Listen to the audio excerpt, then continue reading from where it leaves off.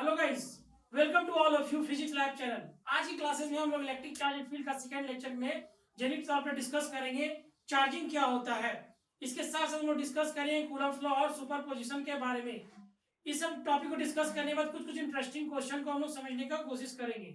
इससे पहले वाले लेक्चर में हम लोग ने बेसिक प्रॉपर्टीज ऑफ चार्ज के बारे में डिस्कस किया था कि चार्ज क्या होता है, उसका क्या क्या बेसिक प्रॉपर्टीज है और उसमें कुछ क्वेश्चन हम लोग किए थे। आज का जो सेकंड लेक्चर में चलो हम लोग डिस्कस करेंगे चार्जिंग के बारे में कि चार्जिंग क्या होता है। दूसरा, कूलम्ब्स लॉ क्या कहता है। And the third one is superposition principle.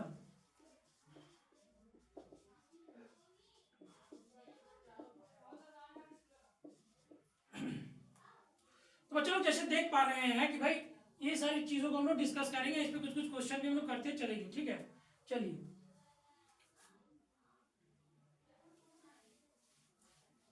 सबसे पहला बात, चार्जिंग होता क्या है इसको समझिए। चार्जिंग में चलो जब डिस्कस करते हैं हम लोग, चार्जिंग चार्जिंग होता क्या है। जैसे कि हम लोग मोबाइल को चार्ज कर रहे हैं या कोई भी चीज, छोटी छोटी चीजों को हम लोग जो चार्ज करते हैं उस प्रोसेस को बोलते हैं charging. The process of giving a charge, the process of giving a charge to a body is called charging। Charging actually एक प्रोसेस है कि किसी बॉडी को हम लोग किस तरीके से चार्ज दे रहे हैं, उस प्रोसेस को बोलते हैं चार्जिंग। अब जो चार्जिंग में जो कैटेगरीज है बच्चों लोग, तीन तरीके से हम लोग किसी बॉडी को चार्ज करते हैं। पहला कैटेगरीज में आपका आता है फ्रिक्शन, दूसरे कैटेगरीज में आपका आता है कंडक्शन, और तीसरे कैटेगरीज में आता है इंडक्शन। ये तीन तरह का बच्चों लोग चार्जिंग के बारे में हम लोग को बेसिक आइडिया होना चाहिए। आपके एनसीईआरटी में भी ये बात मेंशन है। पहला फ्रिक्शन बच्चों लोग देखिए, फ्रिक्शन ये क्या होता है। फ्रिक्शन में जनरली क्या होता है, किसी दो बॉडी को हम लोग रब करते हैं। जैसे कि हम लोग ने लेक्चर 1 में एक क्वेश्चन किया था ग्लास रॉड और सिल्क पे। वहां पे क्या होता है, ग्लास रॉड को जब सिल्क क्लॉथ से रब करते हैं तो कुछ amount of electron glass rod से आपस सिल्क क्लॉथ में चला गया, तो इसका वजह क्या था, फ्रिक्शन। इसमें जनरली क्या होता है, बाइनरी रब करने की वजह से किसी बॉडी में जब चार्ज आएगा तो उसी को हम लोग बोलते हैं फ्रिक्शन। कोई दिक्कत। दूसरा जो है बच्चा लोग वो है कंडक्शन।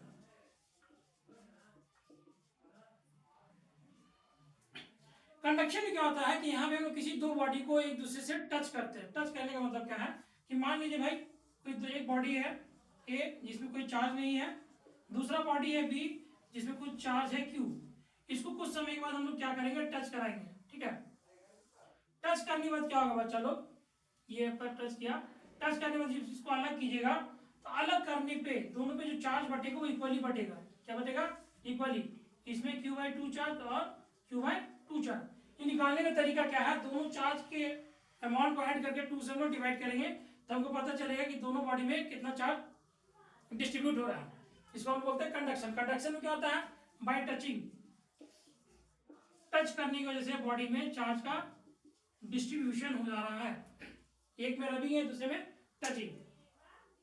लास्ट जो है चलो इंडक्शन, इसमें क्या होता है,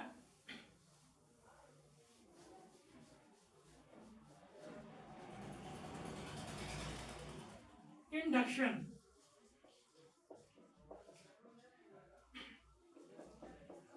इंडक्शन में क्या होता है चलो, जैसे हम लोग किसी बॉडी को चार्ज कर रहे हैं तो यहाँ पे दोनों बॉडी को टच नहीं कराएंगे, कुछ डिस्टेंस में रखेंगे। मान के चलो आपका एक रॉड है, पॉजिटिव बॉडी है ये, और एक आपका है पिच बॉल। तो इस रॉड को जब पिच बॉल के करीब लाएंगे तो क्या होगा कि भाई इस पिच बॉल में इस साइड में पूरा नेगेटिव चार्ज आ जाएगा और इस साइड में पॉजिटिव चार्ज आएगा। तो यहाँ पे जो पिच बॉल है इसका चार्ज का डिस्ट्रीब्यूशन हो रहा है, किस वजह से, इंडक्शन की वजह से। यहाँ पे बॉडी में कॉन्टैक्ट नहीं होगा, डज नॉट कॉन्टैक्ट, टच नहीं करेगा। क्लियर बात मेरा, ये बात आप लोगों को समझ में आएगा होगा कि चार्जिंग क्या होता है। लेकिन one of the most important thing, जो सबसे इंपॉर्टेंट चीज है बच्चा लोग, वो है इलेक्ट्रोस्टैटिक में कूलम्ब्स लॉ। कूलम्ब्स लॉ पे कई तरीके से क्वेश्चन आपका बोर्ड में और कंपटीशन में पूछा जाता है। पहले हम लोग समझते हैं कूलम्ब्स लॉ होता क्या है। कूलम्ब्स लॉ देखिए, कूलम्ब्स लॉ क्या बोलता है, जैसे कि हम जान रहे हैं कि इलेक्ट्रिक चार्ज एंड फील्ड जो है इलेक्ट्रोस्टैटिक के अंदर आ रहा है, और यहाँ पे हम लोग जो डिस्कस कर रहे हैं वो रेस्ट चार्ज के बारे में डिस्कस कर रहे हैं। तो कूलम्स लॉ ऑफ इलेक्ट्रोस्टैटिक जो है जनरली रेस्ट चार्ज पे ही लगाता है फोर्स। इसमें क्या होता है कि मान लीजिए कि भाई कोई दो चार्ज आपको दिया हुआ है Q1 and Q2, suppose that there are two charge Q1 and Q2, इनके बीच कुछ डिस्टेंस है यार। अब बच्चे लोग अगर ये लाइक चार्ज होगा, लाइक कहने का मतलब दोनों अगर पॉजिटिव होगा या दोनों नेगेटिव होगा, मान लीजिए हम इसको पॉजिटिव पॉजिटिव ले लिए, तो लाइक चार्ज क्या करता है, रिपेल करता है। तो भाई ये जो होगा Q2 पे फोर्स लगेगा 1 की वजह से, यानी force on 2 due to 1। Q1 में भी फोर्स लगेगा चलो किसकी वजह से, 2 की वजह से। अब यहाँ पे जो फोर्सेस लग रहा है वो रिपल्सिव नेचर का है। कौन सा नेचर का है, रिपल्सिव नेचर का। अच्छा एक और दो चार्ज ले लो आप, एक है Q1 एक है Q2, इसके बीच में एक पॉजिटिव और एक नेगेटिव है, इसके बीच में दूरी है आपका r। तो ये बच्चे लोग क्या करेगा, अट्रैक्ट करेगा force on 1 due to 2, force on 2 due to 1। तब देख पा रहे हैं कि भाई ये Q1 और Q2 एक दूसरे को अट्रैक्ट करने की कोशिश कर रहा है कि भाई ये दोनों क्या है, सॉरी ये आपका नेगेटिव होगा, ठीक, ये पॉजिटिव और ये नेगेटिव। तो फोर्स ऑन 1 ड्यू टू 2 और फोर्स ऑन 2 ड्यू टू 1। तो भाई कूलम्स लॉ के अकॉर्डिंग किसी भी दो चार्ज के बीच में फोर्स लगता है, अब वो फोर्स जो अट्रैक्टिव होगा या रिपल्सिव इस बात पे डिपेंड है कि आपका जो दोनों चार्ज है या पॉजिटिव पॉजिटिव नेगेटिव नेगेटिव है या पॉजिटिव नेगेटिव है। क्लियर बात मेरा। तो भाई ये जो फोर्स लगता है चलो ये दो फैक्टर पे डिपेंड करता है, कितने फैक्टर पे, दो फैक्टर पे। पहला फैक्टर क्या है, directly proportional to product of charge, यानी दोनों चार्ज के बीच में जो फोर्स लग रहा है सीधे तौर पे चार्ज के प्रोडक्ट पे डिपेंड करता है, यानी कि चार्ज के अमाउंट को बढ़ाइएगा तो फोर्स बढ़ेगा, चार्ज के अमाउंट को घटाइएगा तो फोर्स घटेगा। एग्जांपल ले लीजिए, 2 कूलम है, ये 3 कूलम है, 2 3 6, फिर ले लीजिए 4 8 4 8 32। जैसे जैसे चार्ज बढ़ा रहे हैं तो फोर्स का अमाउंट मेरा क्या हो रहा है, बढ़ रहा है। दूसरा जो ये चलो फैक्टर है वो inversely proportional to square of distance. Inversely proportional to square of distance कहने का मतलब ये है कि अगर इन दोनों के बीच के डिस्टेंस को बढ़ाएंगे तो फोर्स अल्टीमेटली क्या होगा, घटेगा। इनवर्सली मतलब इसके बढ़ने से ये घटेगा, इनवर्सली का मतलब यही होता है ना, अगर डिस्टेंस बढ़ रहा है तो फोर्स घटेगा, डिस्टेंस घट रहा है तो फोर्स बढ़ेगा। क्लियर है बात मेरा। जैसे इसमें ले लीजिए 1/2 का स्क्वायर करेंगे तो 1/4 आएगा, 1/4 का स्क्वायर करेंगे 1/16 आएगा। तो 1/4 जो है बड़ा है किससे, 1/16 से। आप लोग देख सकते हैं 1/4 जो है 1/16 से क्या होता है, बड़ा होता है। तो इसलिए से बात है भाई, फोर्स क्या होगा, घटते जाएगा, है ना। तो इन दोनों को जब कंबाइन करेंगे, क्या करेंगे, कंबाइन, इसको थोड़ा रब करते हैं। देखिए इन दोनों को जब हम कंबाइन करेंगे बच्चों, F proportional to Q1 Q2 upon R का स्क्वायर। अब ये जो प्रोपोर्शनैलिटी का साइन है इसको हम जब रिमूव करेंगे तो एक कांस्टेंट आएगा जिसको हम बोलते हैं K Q1 Q2 by R square. ये जो कांस्टेंट K है बच्चों, इसका जो वैल्यू होता है 1/4 पाई एप्सिलॉन नॉट होता है, जो कि लगभग 9 × 10⁹ न्यूटन मीटर स्क्वायर पर कूलम स्क्वायर होता है। क्लियर बात मेरा। यानी इस K का वैल्यू आपको जब कूलम्स लॉ इलेक्ट्रोस्टैटिक में कुछ क्वेश्चन आपको मिलेगा तो K का वैल्यू आप सिंपल 9 × 10⁹ न्यूटन मीटर स्क्वायर पर कूलम स्क्वायर को यूज करेंगे। अब यहाँ पे एक टर्म आया बच्चों लोग एप्सिलॉन, ये देखो ये क्या है, एप्सिलॉन, इसको हम एप्सिलॉन नॉट पढ़ते हैं। इसका जो वैल्यू होता है 8.85 × 10⁻⁻² स्क्वायर कूलम स्क्वायर पर न्यूटन मीटर स्क्वायर। ठीक है, कभी कभी एग्जाम में एप्सिलॉन नॉट का या एप्सिलॉन का ऐसा यूनिट पूछा जाता है, कंपटीशन में इसका डायमेंशन भी निकालने के लिए पूछा जाता है, जो कि बहुत ही आसान है ना। इसका वैल्यू आपको याद रखना है कि ये लगभग इतना वैल्यू होता है। अच्छा अब ये क्या बच्चों लोग, इसको हम लोग परमिटिविटी बोलते हैं। क्या बोलते हैं, ये आपका परमिटिविटी ऑफ फ्री स्पेस या वैक्यूम है। ठीक है, परमिटिविटी ऑफ फ्री स्पेस या वैक्यूम बोलते हैं। जनरली यहाँ पे क्या है, कूलम्स लॉ ऑफ इलेक्ट्रोस्टैटिक अभी जो हम डिस्कस कर रहे हैं, तो यहाँ पे दोनों चार्जेस को हम लोग एयर में या तो उसको वैक्यूम में रखा गया। अगर दोनों चार्ज Q1 Q2 को एयर के जगह दूसरे मीडियम में रखेंगे तो उनके बीच में लगने वाला जो फोर्स है वो अफेक्ट होगा, जो कि हम लोग डिस्कस करेंगे डायरेक्टिव और रिलेटिव परमिटिविटी में। नेक्स्ट जब वीडियो आएगा उसमें हम लोग इस बात पर डिस्कस करेंगे कि किसी भी दो चार्जेस को किसी डिफरेंट मीडियम में रखते हैं तो फोर्सेज जो होता है वो डिक्रीज क्यों करता है। अभी के लिए जो हम लोग पढ़ रहे हैं यहाँ पे आप कूलम्स लॉ का वेक्टर फॉर्म नहीं पढ़ रहे, स्केलर फॉर्म पढ़ रहे, ये भी बात याद रखिएगा। ये जो फॉर्मूला आप लिखिएगा F = 1/4 pi epsilon naught Q1 Q2 upon R square, ये जो फॉर्मूला है बच्चा लोग, ये कूलम्स लॉ का स्केलर फॉर्म है, वेक्टर फॉर्म नहीं। जैसे कि हम जानते हैं फोर्स एक वेक्टर क्वांटिटी है ना। वेक्टर क्वांटिटी उसको बोलते हैं जिसमें मैग्नीट्यूड प्लस डायरेक्शन होता है। जैसे मैग्नीट्यूड और डायरेक्शन होगा उसी को हम बोलेंगे वेक्टर क्वांटिटी। क्लियर है बात मेरा? तो ये आपका कौन सा फॉर्म है? Scalar form. इसका वेक्टर फॉर्म भी हम लोग नेक्स्ट वीडियो में पढ़ेंगे। अभी के लिए बात ये बात समझ में आया कि कूलम्स लॉ ऑफ इलेक्ट्रोस्टैटिक कहता है ये है कि किसी भी दो चार्जेस के बीच में लगने वाला अट्रैक्टिव फोर्स या रिपल्सिव फोर्स सीधे तौर पे प्रोडक्ट ऑफ चार्ज और inversely proportional to square of distance पर डिपेंड करता है। प्रोपोर्शनलिटी का साइन बताएंगे तो कांस्टेंट आता है जिसका वैल्यू लगभग 9 × 10⁹ न्यूटन मीटर स्क्वायर पर कूलम स्क्वायर होगा, जो कि लगभग इसका फॉर्मूला लिखेंगे F = 1/4 का एप्सिलॉन नॉट Q1 Q2/r²। या एप्सिलॉन नॉट जो है ये आपका actually permittivity of free space या वैक्यूम है। इस बात को आप ध्यान में रखिएगा। क्लियर है? अच्छा, यहाँ पे एक चीज देखो बच्चों लोग, ये जो इलेक्ट्रोस्टैटिक फोर्स है इसको हम बोलते हैं एक्शन रिएक्शन पेयर है। ये न्यूटन लॉज ऑफ मोशन को फॉलो करता है। ये सेंट्रल फोर्स है, ये कंजर्वेटिव फोर्स है। ये क्यों कहा जाता है इसको समझिए।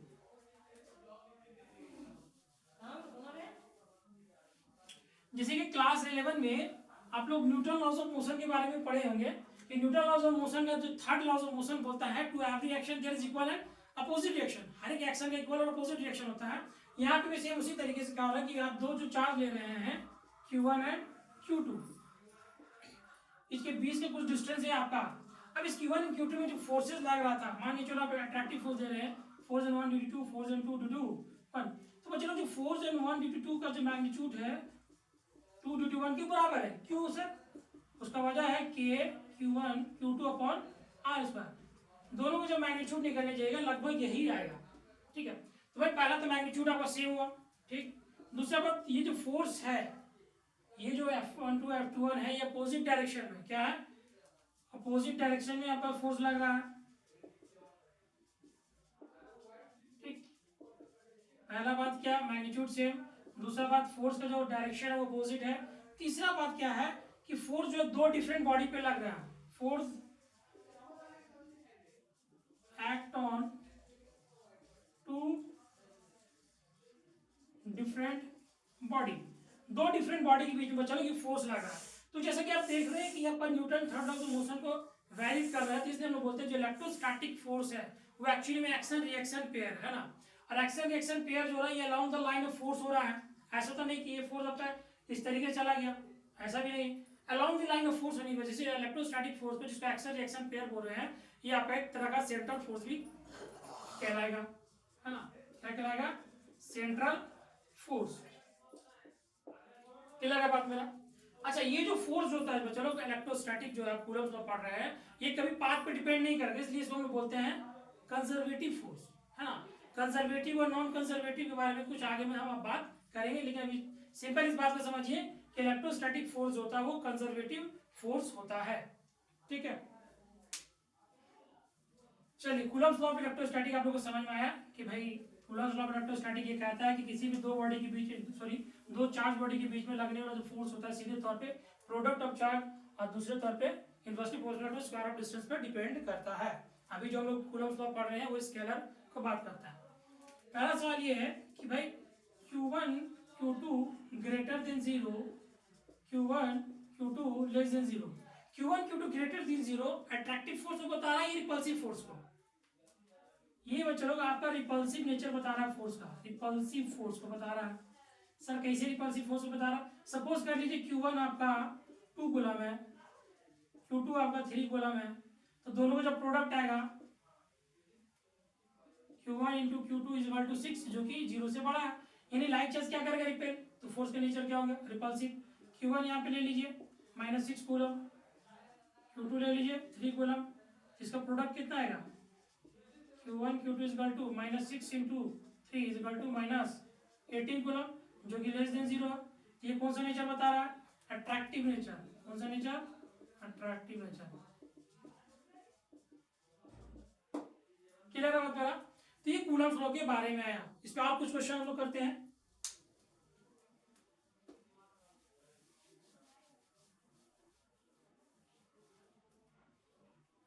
देखिए एक क्वेश्चन है, बोला ये क्या कि दो आइडेंटिकल चार्ज है, आइडेंटिकल कहने का मतलब दोनों चार्ज का अमाउंट जो है सेम है। दो आइडेंटिकल चार्ज है, मान लो स्मॉल q ले लो, दो आइडेंटिकल चार्ज q है, इनके बीच में जो सेपरेशन है वो 5 एंगस्ट्रॉम है। कितना है? 5 एंगस्ट्रॉम। और इनके बीच में जो फोर्स लग रहा है लगभग 3.7 इंटू 10 का पावर माइनस 9 लग रहा है। कितना लग रहा है? फोर्स जो है चलो 3.7 इंटू 10 का पावर माइनस 9 न्यूटन फोर्स लग रहा है। क्लियर? तो इसमें बोला ये गया कि कितना नंबर ऑफ इलेक्ट्रॉन जो है, ये कितना नंबर ऑफ आयन जो है लॉस होगा, ये बताना है आपको। नंबर ऑफ आयन लॉस जो रहा है इसको पता कीजिए कितना हो रहा है, ये है क्वेश्चन। तो ये जो कॉन्सेप्ट जो है चलो, ये जो कॉन्सेप्ट, ये जो क्वेश्चन है, इसमें दो तरह के कॉन्सेप्ट को हम लोग यूज करेंगे। पहला जो कॉन्सेप्ट यूज करेंगे वो कूलम्स लॉ। कूलम्स लॉ के अकॉर्डिंग हम लोग क्यू का वैल्यू निकालेंगे, फिर क्वांटाइजेशन ऑफ चार्ज का यूज करके नंबर ऑफ आयन जो लॉस है उसका हम लोग वैल्यू को पता करेंगे। चलिए देखिए, हम लोग पढ़े हैं फिर equal to 1/4 pi epsilon naught Q1 Q2 upon R square. F आपको दे दिया है चलो 3.7 इंटू 10 का power minus 9। 1/4 pi epsilon naught का वैल्यू होता है 9 इंटू 10 का पावर 9।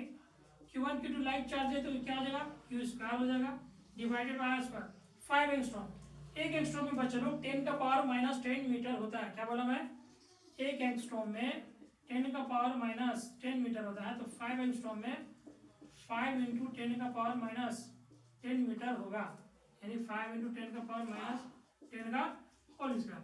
तो यहाँ से क्यू स्क्वायर कितना जाएगा? Q square is equal to 3.7 into 10 का पावर माइनस 9 इंटू 25 इंटू 10 का power minus 20 divided by 9 into 10 का पावर 9। इसको अगर सॉल्व कीजिएगा लगभग आपका आएगा 10.28 इंटू 10 का पावर माइनस 38।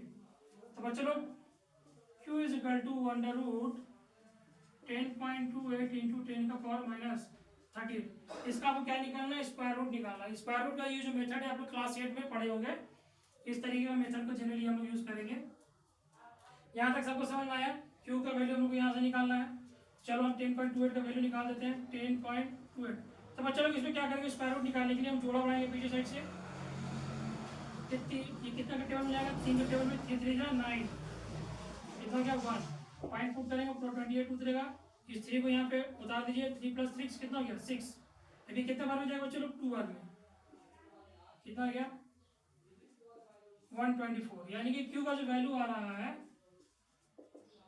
3.2 इंटू 10 का पावर माइनस 38 का स्क्वायर रूट क्या होगा? तो माइनस 19 का पावर 2 करेंगे तो ये आपका लगभग कितना आ जाएगा? 10 का पावर माइनस 19। ये आपका गया Q का वैल्यू। लेकिन हमें पूछा नंबर ऑफ आयन कितना लॉस हो रहा है, यानी आपको जो बताना है नंबर ऑफ आयन लॉस, है ना। इस साइड हम थोड़ा मिटा ले रहे हैं।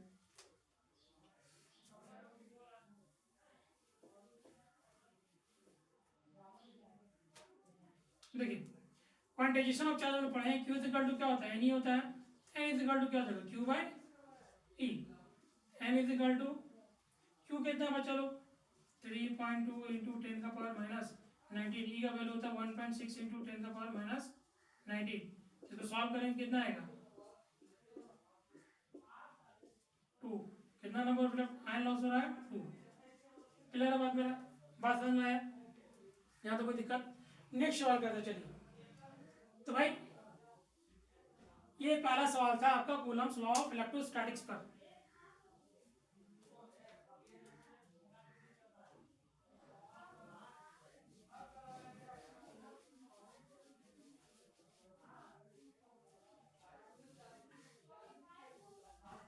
नेक्स्ट जो सवाल है चलो बोला ये कि सिंपल से दो सवाल है कि दो सिमिलर चार्ज है, उनके बीच में लगभग 2 इंटू 10 का पावर माइनस 5 न्यूटन का फोर्स लग रहा है। एक थर्ड आइडेंटिकल चार्ज को, एक चार्ज ए बॉडी से, मैंने मान के चलो कि कोई दो आइडेंटिकल चार्ज है ए और बी, ठीक है। इनके बीच में कुछ सेपरेशन है आपका आर, ठीक। इनके बीच में जो फोर्स लग रहा है वो 2 इंटू 10 का पावर माइनस 5 न्यूटन का फोर्स लग रहा है, ठीक है। तो बोला ये गया कि थर्ड आइडेंटिकल चार्ज सी को हम लाके यहाँ पे टच कराए ए पे, फिर सी को लाके वापस मिडिल पॉइंट पे रख दिए। जैसे मान के चलो इसको टच कराए, यहाँ पर टच कराने के बाद ये दूरी आपका आ रहा है, सी को बच्चे लोग हम लोग यहाँ पे रख दिए। तो सी पे कितना नेट इलेक्ट्रोस्टैटिक फोर्स लगेगा आपको बताना है। ये आपका ए है, ये आपका बी है, ये आपका सी है।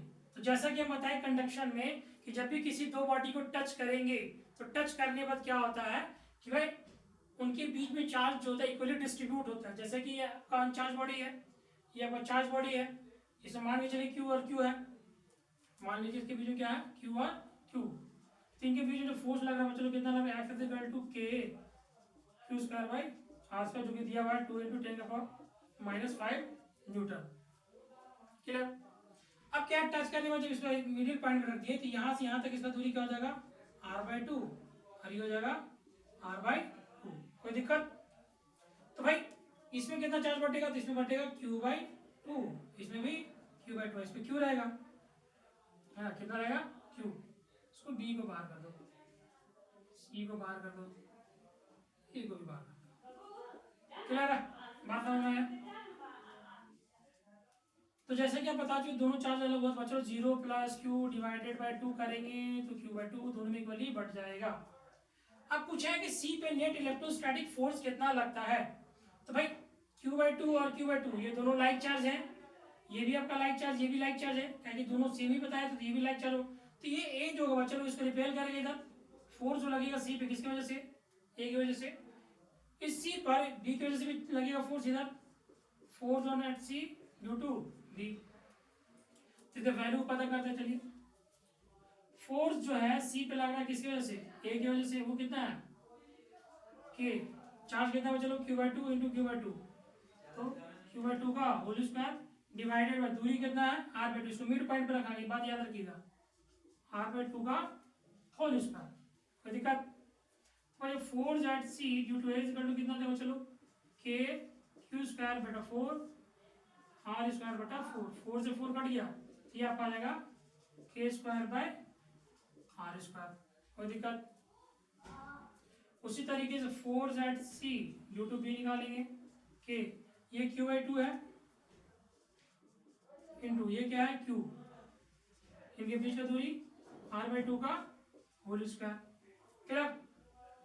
इसको हम थोड़ा इधर लिख देते हैं,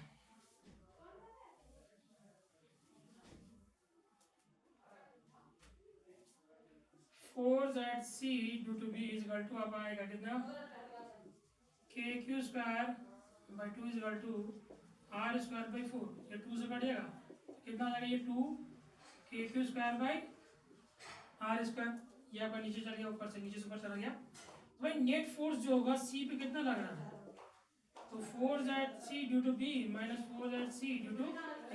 भाई इधर टाल देंगे उधर टाल देंगे, दोनों सब्ट्रैक्ट कर देंगे, नेट फोर्स पता चल जाएगा।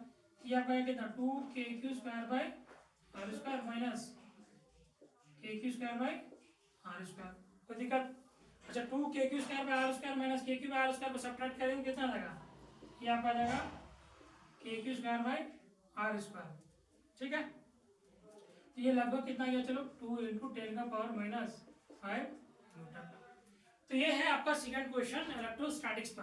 कोई दिक्कत यहाँ तक, इतना बात सबको समझ में आया। चलिए नेक्स्ट क्वेश्चन करते हैं हम लोग।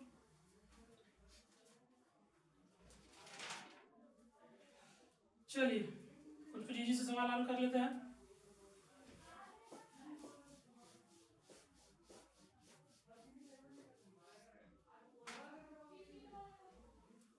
नेक्स्ट सवाल क्या है चलो, चलिए एक स्क्वायर पे क्वेश्चन करते हैं। मान लीजिए कि आपको एक स्क्वायर दिया गया है जिसका साइड है आपका A, ठीक, इसके चारों कोनों पे हम लोग क्या करेंगे, Q चार्ज को लाके रख देंगे,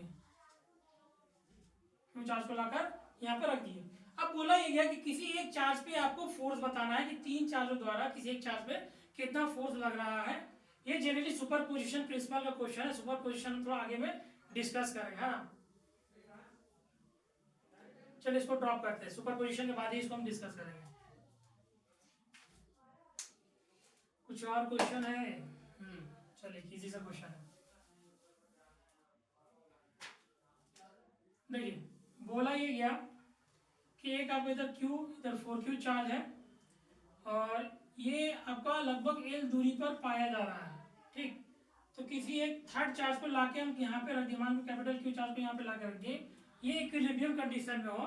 तो इक्विलिब्रियम कंडीशन होने के लिए इस Q चार्ज का क्या मैग्नीट्यूड होगा, क्या साइन होगा और क्या पोजीशन होगा, यहाँ से किस पोजीशन पर रखेंगे कि भाई ये आपका वैल्यू बता सके, इक्विलिब्रियम कंडीशन को बता सके। ऐसा नहीं बोला कि आप इधर रख सकते, इधर कहीं भी आप रख सकते हैं, ठीक। हालांकि ये दोनों क्या है, दोनों लाइक चार्ज है, हालांकि मैग्नीट्यूड डिफरेंट है, दोनों क्या पॉजिटिव पॉजिटिव है, इसलिए जो कैपिटल क्यू चार्ज है इसको कहीं पे इन दोनों के बीच में ही रखेंगे। और ये जो चार्ज होगा चलो इन दोनों के साइन के अपोजिट होगा, क्यों अपोजिट होगा समझिए। इक्विलिब्रियम कंडीशन में होने के लिए इस क्यू चार्ज पे जितना फोर्स इसकी वजह से लगेगा उतना अपोजिट फोर्स इधर से लगेगा तो कैंसिल आउट होगा। कहने का मतलब क्या, अगर ये इसको अट्रैक्ट करेगा तो ये इसको अट्रैक्ट करेगा, तभी तो इक्विलिब्रियम कंडीशन होगा। नहीं समझे, ठीक है समझा रहे हैं। जैसे मान के चलो भाई हम इस कैपिटल क्यू चार्ज को यहाँ पे रख दिए, ठीक, ये दूरी है आपका x और ये यहाँ से यहाँ तक दूरी है l माइनस एक्स, क्लियर। अब इस कैपिटल क्यू का मान हम पॉजिटिव ले लेते हैं, तो पॉजिटिव लेने में क्या प्रॉब्लम हो, जब इक्विलिब्रियम कंडीशन नहीं होगा, ये इसको रिपेल करेगा, ये इसको रिपेल करेगा, ये इसको रिपेल करेगा, ये इसको रिपेल करेगा, यानी कहने मतलब इक्विलिब्रियम में आ ही नहीं पाएगा।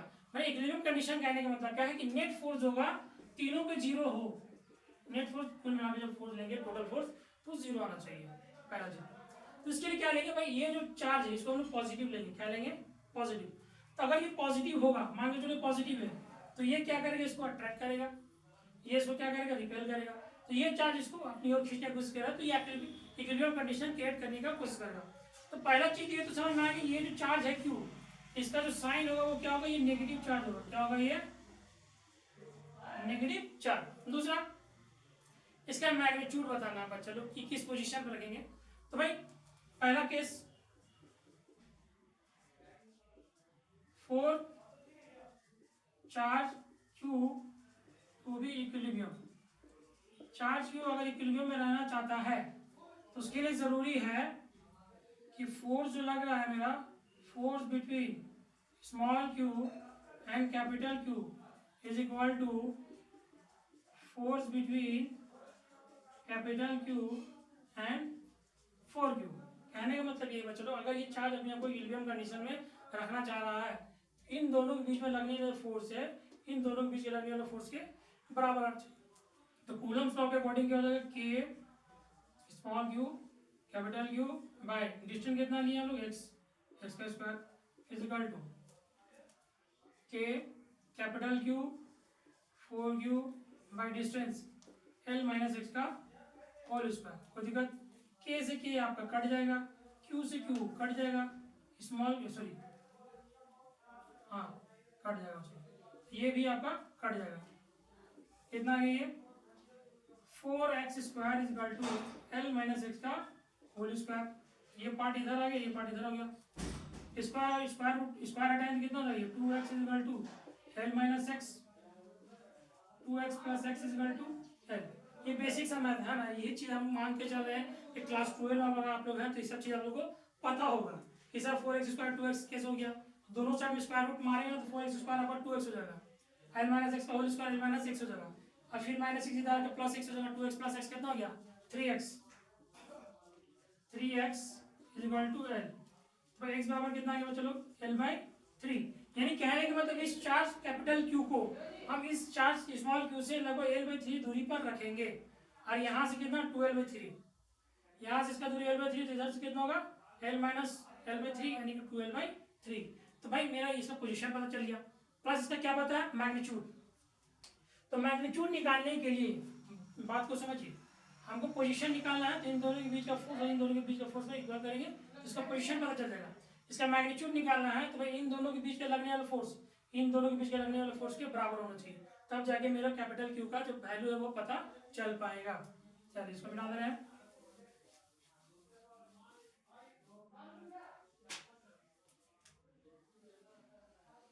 For Q to be in equilibrium, small Q को इक्विलिब्रियम होने के लिए चलो क्या है कि जो फोर्स लगे मेरा, force between Q and Q is equal to force between Q and 4Q। कहने का मतलब क्या है, स्मॉल क्यू कैपिटल क्यू के बीच में अट्रैक्टिव फोर्स लग रहा है, स्मॉल क्यू और 4Q के बीच में लगने वाले रिपल्सिव फोर्स के बराबर होना चाहिए, यानी कि कूलम्ब के अकॉर्डिंग के Q into Q by x का स्क्वायर, कूलम्ब का ये चलो के Q one Q two by distance, तो के Q into Q by distance का square is equal to K Q into 4Q, Q into 4q by distance कितना है l का होल स्क्वायर। तो k से k चला गया, एक q आपका चला जाएगा, तो बचा क्या q। x मेरा बचा पिछले वाले में कितना आया था l/3 आया था, याद रखना चाहिए आपको। l/3 का whole square is equal to 4q by l का स्क्वायर। तो q बराबर कितना आ गया, q बराबर आपका आएगा ये आपका l का square by 9, l square by 9 हो जाएगा, इधर जाके कितना हो जाएगा 4q बाई 9 l स्क्वायर पर, और नीचे भी l स्क्वायर, l स्क्वायर से l स्क्वायर कट गया, q बराबर आया 4q by 9 with negative sign. तो ये क्या निकला आपका मैग्नीट्यूड निकला किसका, इस कैपिटल क्यू का क्या पोजीशन था, किस दूरी पर रखा गया और इसका साइन क्या था, ये क्वेश्चन था, है ना। क्वेश्चन सिंपल इसमें यही पूछा गया था कि भाई क्यू और 4q चार्ज को जब एल दूरी पर रखा जाएगा तो थर्ड चार्ज को किस पोजीशन पर रखेंगे कि पूरा सिस्टम इक्विलिब्रियम कंडीशन में होगा। और इसमें ये भी पूछा गया था क्यू का क्या वैल्यू होगा, यानी मैग्नीट्यूड क्या होगा, साइन क्या होगा, साथ ही साथ किस पोजीशन पे रखा जाएगा। ये इसका एक सवाल था, इजी सा सवाल जो आप लोगों को बोर्ड लेवल में सीबीएसई में आता है। चलिए नेक्स्ट क्वेश्चन करते हैं।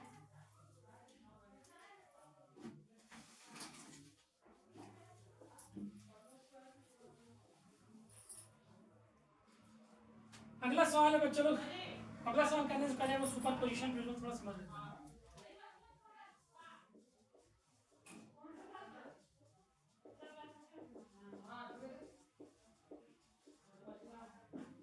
सुपर पोजीशन प्रिंसिपल ये बहुत अच्छा प्रिंसिपल है। ये कहता क्या है कि मान लीजिए भाई कोई चार्ज है Q, इस चार्ज Q पे Q1 द्वारा फोर्स लग रहा है इधर F1, एक चार्ज है Q2 इस पे इधर फोर्स लग रहा है F2, एक चार्ज है Q3 इस पे फोर्स लग रहा है इधर F3।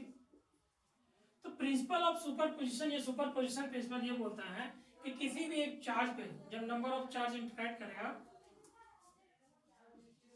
When number of charge interacting with a single charge, then net force on a given charge is equal to the vector sum of each individual charge। ये कहता क्या प्रिंसिपल ऑफ सुपरपोजिशन, ये बोलता है कि इस चार्ज के ऊपर लगने वाला जो फोर्सेस है हर एक इंडिविजुअल चार्ज के वेक्टर सम के बराबर होगा। कहने का मतलब क्या है, एफ नेट जो लगेगा मेरा भाई इस क्यू चार्जेस पर, वो सिंपल क्या होगा, हर एक इंडिविजुअल फोर्स का वेक्टर सम के बराबर होगा। इसी को हम बोलते हैं सुपर पोजिशन प्रिंसिपल। इस पे एक और स्टेटमेंट कहा जाता है कि भाई Q2 और Q के बीच में लगने वाला जो फोर्स है Q1 Q3 की वजह से इफेक्ट नहीं पड़ेगा। The force between two charge is not affected by third charge। यानी कहने का मतलब ये चलो सुपरपोजिशन प्रिंसिपल ये कहता है, इसमें दो स्टेटमेंट है। पहला स्टेटमेंट ये बोलता है कि किसी गिवन चार्जेस पर नंबर ऑफ चार्ज जो फोर्स लगाएगा, वो जो फोर्स होगा उस पर्टिकुलर चार्ज पे जो नेट फोर्स लगेगा वो सिंपल सारे फोर्स का वेक्टर सम होगा, एक इंडिविजुअल चार्ज के फोर्स का वेक्टर सम होगा। ठीक। दूसरा चीज ये बोलता है किसी भी दो चार्ज के बीच में लगने वाला फोर्स थर्ड चार्ज की वजह से इफेक्ट नहीं होगा। इसी को हम लोग बोलते हैं सुपर पोजिशन प्रिंसिपल। क्लियर बात, मेरा बात सबको समझ में आई कि when a number of charges is interacting with a single charge, then the net force on a given charge is equal to vector sum of each individual charge, that is F0 is equal to F1 plus F2 plus F3 vector sum, है ना। ये बात सबको समझ में आ गया होगा। चलिए, तो प्रिंसिपल ऑफ सुपरपोजिशन आप लोगों को समझ में आ गया। तो इस पे कुछ क्वेश्चन हम लोग करते हैं, जैसे कुछ क्वेश्चन को हम लोग लिए थे।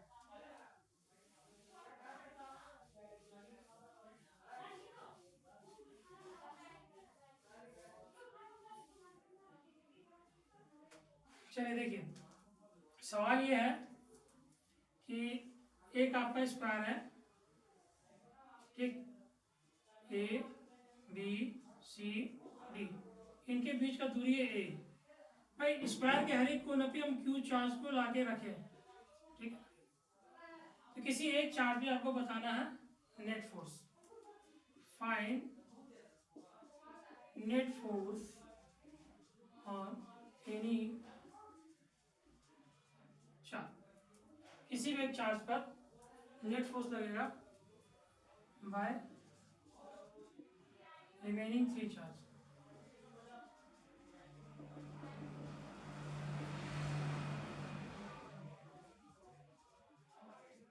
रिमेनिंग 3 चार्जेस द्वारा किसी एक चार्ज पर जो फोर्स लगेगा नेट फोर्स आपको बताना है। तो मान लीजिए हम कोई भी क्वेश्चन ले लेते हैं, तो सॉल्यूशन कर रहे हैं। देखिए ये आपका स्क्वायर है, Q1 Q2 Q3 Q4। तो भाई Q3 पे मेरा मान के चलो Q4 की वजह से फोर्स लग रहा है F4, Q3 पे भाई मेरा फोर्स लग रहा है Q2 की वजह से वो क्या है F2, और Q1 की वजह से जो फोर्स लग रहा है चलो वो है F1। कोई दिक्कत? ये A है, ये भी A है, ये भी A है, ये भी A है ना। अगर ये A है, ये A है, तो ये कितना हो जाएगा √2 है। पाइथागोरस थ्योरम हम लोग पढ़ेंगे, p square plus b square is equal to h square, है ना। चलिए इतना तो आप लोगों को बात समझ में आता है, नहीं समझ में आता? देख लीजिए, p square plus b square is equal to h का स्क्वायर होता है, p आपको ये दे दिया, b भी आपको ये दे दिया, h बराबर कितना हो जाएगा a का स्क्वायर प्लस a का स्क्वायर कितना हो जाएगा 2a स्क्वायर, मतलब √2a, ठीक है। तो कूलम्स लॉ के अकॉर्डिंग देखो चलो, कूलम्स लॉ के अकॉर्डिंग आपका जो F4 है और जो F2 है वो क्या होगा, बराबर होगा। देखो कैसे, Q बीच में दूरी सेम है, ये कितना हो जाएगा Q square by a square. तो दिक्कत, यानी अगर आप F4 निकालेंगे, F2 निकालें, उसका वैल्यू कितना आएगा KQ square by a square. Coulomb's law बता चुके हैं Q1 Q2 बाई डिस्टेंस का स्क्वायर। तो Q1 Q2 कितना है भाई, ये Q2 Q3 जो है ये सारा आइडेंटिकल चार्ज है। बात आपको समझ में आ रहा है ना, सारा क्या आइडेंटिकल चार्ज, ऐसा नहीं कि Q1 अलग, Q2 अलग, Q3 अलग, Q4 अलग, ऐसा कुछ नहीं है। यहाँ पे सिर्फ नेमिंग कर दी है, ठीक है। F1 बराबर कितना हो जाएगा चलो, इसके बीच का दूरी KQ स्क्वायर बाई दूरी कितना √2 का स्क्वायर करेंगे, कितना KQ स्क्वायर बाई 2a का स्क्वायर। तो दिक्कत यहाँ तक समझ में आया। अब देखो यहाँ पे क्या है कि क्लास 11 में हम लोग रिजल्टेंट निकालने का फॉर्मूला पढ़े थे कि F4 और F2 के बीच में आपका जो एंगल है 90 डिग्री। तो रिजल्टेंट निकालेंगे इन दोनों फोर्स को, क्या निकालेंगे रिजल्टेंट। इन दोनों का रिजल्टेंट जो होगा F1 के साइड में होगा, रिजल्टेंट निकाल के क्या करेंगे F1 में ऐड कर देंगे। तो F रिजल्टेंट जब निकालने जाते हैं हम लोग, समझिए इस दोनों फोर्स को हम F मान लेते हैं, अंडर रूट, हम लोग रिजल्टेंट का फॉर्मूला क्या पढ़ चुके हैं, याद है आप लोगों को? नहीं याद है, याद करा दे, a का स्क्वायर प्लस b का square plus 2ab cos theta. यहाँ पे आपका रिजल्टेंट में देखिए a आपका क्या हो जाएगा F1 F4 हो जाएगा, b क्या हो जाएगा F4 F2 दोनों को हम क्या मान लिए f मान लिए। तो f का स्क्वायर प्लस f का square plus 2f square cos theta, f का स्क्वायर प्लस f का स्क्वायर प्लस 2f का स्क्वायर है जी, a into B f square देगा, और थीटा का मान जो होगा चलो वो हो जाएगा 90। इन दोनों के बीच में जो एंगल है वो 90 है, देख लीजिए यहाँ पर इन दोनों के बीच F4 और F2 के बीच एंगल कितना है 90 डिग्री। तो cos 90 का मान कितना होता है, cos 90 का मान बहुत सारा बच्चा बोलता है सर 1 नहीं 0 होता है, क्या होता है 0। F रिजल्टेंट कितना क्या चलो, तो ये पार्ट तो 0 हो गया, f square plus f square 2f square under root 2f हो जाएगा। ठीक है, तो भाई मेरे को नेट फोर्स बताना है, क्या बताना है नेट फोर्स। ये तो रिजल्टेंट निकला, F1 आपका आ गया है, Fr आ गया, तो नेट फोर्स कितना हो जाएगा, इधर मिटा देते हैं। देखिए F net is equal to F1 plus Fr। F1 कितना आया है, F1 आपका आया है KQ square by 2a square. Fr कितना है चलो, Fr आपका आया है √2f, है ना, और f क्या हुआ KQ square by Q square plus √2। f का वैल्यू आप लोग लिख सकते हैं KQ square by a square. तो यहाँ से हम लोग KQ square by a square common ले सकते हैं, अंदर में क्या बचेगा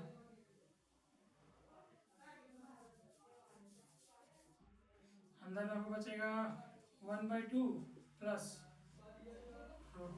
ये आपका आंसर हो गया। तो आप लोग देखें कितना इजी से सवाल था कूलम्ब्स लॉ पे ही कि भाई कोई भी स्क्वायर है इसके चारों कोना पे एक हम चार्ज क्यू रख दिए हैं, किसी एक चार्ज पे आपको फोर्स बताना है, थर्ड चार्ज, बाकी 3 चार्ज द्वारा जो फोर्सेस आ रहा है उसका नेट फोर्स बताना है। दूसरा तरीका आपका लगभग ये है, इसको 2-3 बार आप अच्छे तरीके से देख लीजिएगा तो ये चीज़ आपको समझ में आ जाएगा।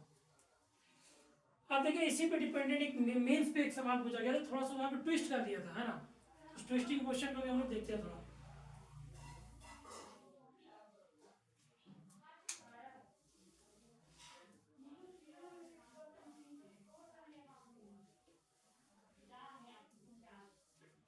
देखिए सवाल क्या है, सवाल ये बोला गया बच्चा लोग मान के चलो एक स्क्वायर है, ठीक है, suppose that is square, oh my God square लग रहा है, नहीं सर स्क्वायर नहीं सर, तो रेक्टेंगल बना दिए हो जाता, चलो क्या होगा, ये स्क्वायर है, इसके चारों कोनों पे माइनस क्यू चार्ज हम रख दिए, सेंटर में एक स्मॉल क्यू चार्ज रख दिए, इनके बीच की दूरी मान लीजिए आप ए है, ठीक। तो बोला गया इस क्यू का वैल्यू क्या होगा कि यहाँ पे नेट फोर्स जो लगेगा वो 0 होगा या इक्विलिब्रियम कंडीशन होगा। सिंपल बात ये बोला गया इस क्यू का वैल्यू क्या होगा कि आपका जो पूरा बॉडी है इक्विलिब्रियम कंडीशन में लाई करे। बात सबको समझ में आया, क्वेश्चन लगभग यही है, 4 चार्ज है, ठीक, क्यू का वैल्यू आपको बताना है ना, क्यू का वैल्यू क्या है कि भाई ये पूरा सिस्टम इक्विलिब्रियम कंडीशन हो, मेंस में पूछा गया सवाल है, इसका ऑप्शन आपको दिया हुआ है -q/4 1 + 2√2, option B q/4 1 + 2√2, option C दिया हुआ है -q/2 1 + 2√2 q/2 1 + 2√2। ये क्वेश्चन है, क्वेश्चन बहुत इजी, ज़्यादा टफ नहीं है, सेम जो भी उन्होंने जो कॉन्सेप्ट यूज़ किए थे उसी को यूज़ करेंगे, लेकिन अब क्या है कि भाई ये अगर सेंटर में रखा तो ये दूरी आपको कितना होगा आपको ये पता होना चाहिए, ठीक, इसको आप लोग ट्राई कीजिएगा, ये आप लोग का होमवर्क है, ठीक है। नेक्स्ट सेशन में नेक्स्ट क्लास में हम लोग कुछ कॉम्पिटिशन का क्वेश्चन करेंगे, उसके बाद हम लोग आगे को कुछ टॉपिक पढ़ेंगे, है ना। आज के लिए इतना ही बचा लोग, ठीक, होप सो ये लेक्चर आप लोगों को समझ में आया, कीप अपडेटेड। और एक चीज़ आप लोग और बताते चले कि हम लोग का फिजिक्स लैब के नाम पे टेलीग्राम का चैनल है, वहाँ पे जाके आप हमारे टेलीग्राम चैनल को ज्वाइन कर सकते हैं, वहाँ पे आपको हमारा PDF जो है हैंड रिटन नोट जो होगा फिजिक्स लैब की तरह प्रोवाइड किया जाएगा, ठीक है चलो, थैंक यू।